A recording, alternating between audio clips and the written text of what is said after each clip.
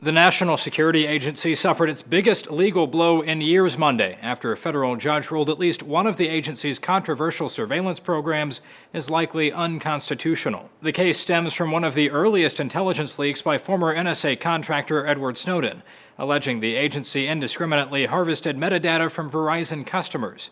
The plaintiffs suing the government claim this program is unconstitutional. And U.S. District Judge Richard Leon ruled in their favor, saying in his opinion the NSA's program violates the Fourth Amendment protection from unlawful search and seizure.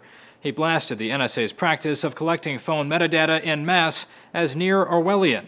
I have little doubt that the author of our Constitution, James Madison, would be aghast. Leon ordered the government to stop collecting metadata of the plaintiffs, but suspended his own sentence pending an appeal.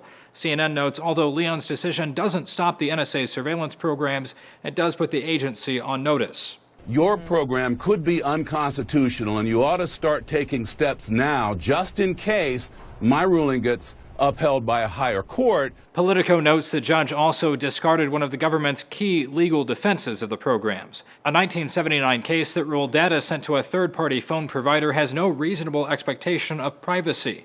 Judge Leon said the 3-decade-old precedent was not applicable to a program like the NSA's because of its sophistication and because telephone use has become far more intense in recent years. On MSNBC Monday, Glenn Greenwald, the journalist responsible for publishing many of Snowden's leaks in The Guardian, called Leon's ruling a vindication of both his reporting and Snowden's decision to leak information. The only reason we're having these debates, the only reason the court was able to rule on this, and the court itself said this, was because of the reporting that we were able to do thanks to Mr. Snowden's coming forward and blowing the whistle on them. A spokesperson for the U.S. Department of Justice said the decision is currently being reviewed. At least 3 similar lawsuits are pending in other federal courts across the country.